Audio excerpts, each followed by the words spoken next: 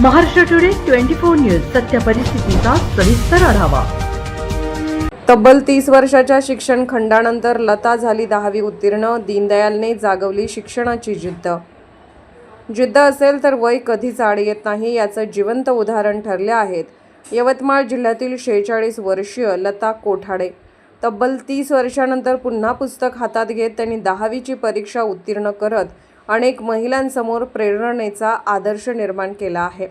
यवतमाळ जिल्ह्यातील बाभुळगाव तालुक्यातील गळवा या सुमारे 2,500 लोकसंख्या असलेल्या छोट्याशा गावातील लता विनोद कोठाडे यांनी आपल्या जिद्दीच्या जोरावर मोठं यश संपादन केलं आहे।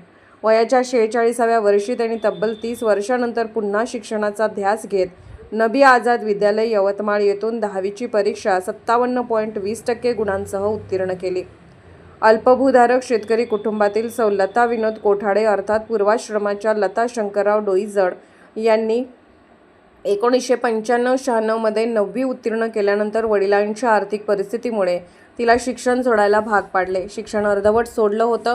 पुढे तिचे विनोद कोठाडे यांच्याशी विवाह झाला। संसार, शेती आणि मुलांच्या शिक्षणात त्या व्यस्त झाल्या, मात्र शिक्षण अपूर्ण राहिल्याची खंत त्यांच्या मनात कायम होती। दरम्यान त्या दीनदयाल सेवा प्रतिष्ठानच्या किचन गार्डन प्रकल्पात काम करू लागल्या। महिलांना मार्गदर्शन करताना स्वतःचं शिक्षण केवळ 9वी पर्यंत झालं असल्याचं सांगताना त्यांना संकोच वाटत होता आणि त्याच क्षणी त्यांनी पुन्हा शिक्षण घेण्याचा निर्धार केला। दिवसभर घरकाम, शेती आणि कुटुंबाची जबाबदारी सांभाळत रात्री उशिरापर्यंत त्यांनी अभ्यास केला। या प्रवासात त्यांना कुटुंबाचा, विशेषतः मुलगी राधिकाचा मोठा आधार मिळाला। मुलगी राधिका ही 12व्या वर्गात शिकत आहे, तर मुलगा प्रज्वल BA पदवी अंतिम वर्षाला आहे। राधिकाच्या पुस्तकामधून YouTube आणि नोट्सच्या मदतीने त्यांनी अभ्यासाला सुरुवात केली। स्वतःची मेहनत, दीनदयाल सेवा प्रतिष्ठानच्या मार्गदर्शनाच्या जोरावर लता कोठाडे यांनी यंदा 10वीची परीक्षा यशस्वीरित्या उत्तीर्ण केली। आज त्यांचा हा प्रवास अनेक महिलांसाठी प्रेरणादायी ठरत आहे। महाराष्ट्र टुडे मराठीसाठी ब्युरो रिपोर्ट सचिन झिटे, यवतमाळ। नमस्कार, माझे नाव लता विनोद कोठाडे, माझ्या गावाचं नाव गळवा, तालुका बाभुळगाव, जिल्हा यवतमाळ। मला 9वी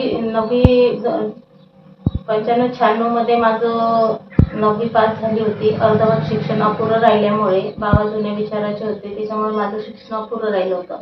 पण मनात कुठंतरी असं वाटायचं की काहीतरी आपण शिकलं पाहिजे बा।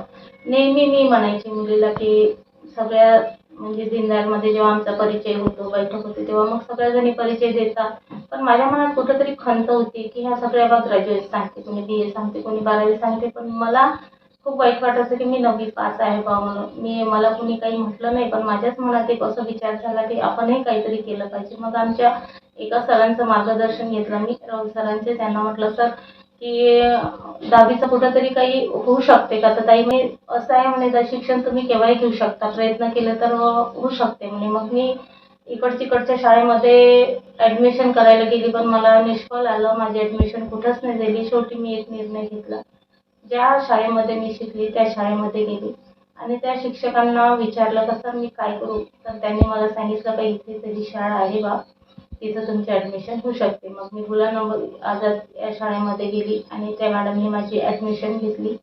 मग प्रश्न होता अभ्यासाचा, पण विषय कसा होता, मला जॉबही पाहायची होती आणि घरही सांभाळायचं होतं। मग काय करायचं अशा व्यवस्थेत? मग मी काही YouTube चॅनलचा वापर केला, 2020 वाचली, काही माझ्या मुलींचे जुने पेपर होते त्याच्यावरून मी अभ्यासक्रम सुरू केला आणि 57.20% मी पास झाली। आणि याच्यामध्ये माझ्या दीनदयाल संस्थेने माझी फार मदत केली। त्याच्यामध्ये कसं झालं की आधी पण मी उमेदमध्ये काम करत होती 2,500 पगारावर, पण विषय असा होता की माझ्या घरी खूप हालाखीची परिस्थिती निर्माण झाली। माझ्या घरच्यांना अटॅक आला होता आणि मी कर्ज उमेदचं घेतलं होतं आणि त्याच्यामुळे मला अत्यंत कामाची गरज होती। तर मी सरांना म्हटलं, सर मला कुठेतरी स्वयंपाकाचा वगैरे जॉब लागेल का? तर सर म्हणे, ठीक आहे, सांगतो ताई म्हणे तुम्हाला। पण त्यांनी अचानक मला दीनदयालचा निरोप दिला की ताई म्हणे तुम्ही दीनदयालमध्ये काम करू शकता का म्हणे। मग मी विचार केला की होऊ शकते, जाऊ। मग मला 3 महिन्याच्या बेसवर त्यांनी घेतलं, पण कुठंतरी अट होती शिक्षणाची, कारण कुठे शिक्षण म्हटलं की ग्रॅज्युएशन पाहिजे आणि मी खूप कमी शिकली असल्यामुळे आणखी माझ्यामध्ये जिद्द झाली की आपल्याला 3 महिन्यानंतर काढलं मग काय करावं। पण माझ्या कामाचं स्वरूप पाहून त्यांनी मला आणखी 1 वर्ष ठेवलं. मग मी निर्णय घेतला. संस्थेच्या लोकांना सांगितलं की मला शिक्षण करायचं आहे बा म्हणून. त्यांनी पण माझी मदत केली आणि 10वी मध्ये माझी ॲडमिशन झाली. मार्गदर्शन झालं त्यांचं. सुट्ट्या पण दिल्या मला. वेळोवेळी त्यांनी पेपरच्या वेळेस त्यांनी सुट्ट्या दिल्या आणि माझं 1 रुपयाचं पण पगारामध्ये त्यांनी कपात नाही केली. तर अशा परिस्थितीने मी 10वी काढलं.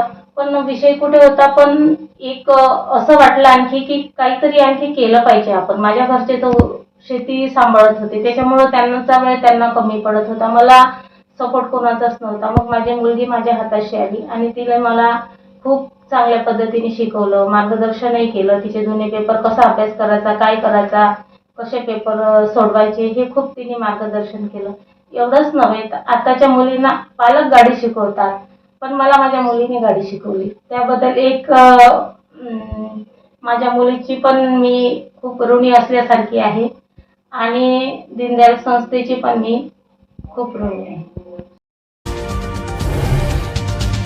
आजच महाराष्ट्र टुडे 24 न्यूजला सबस्क्राईब करा आणि सत्य परिस्थितीचा सविस्तर आढावा पहा.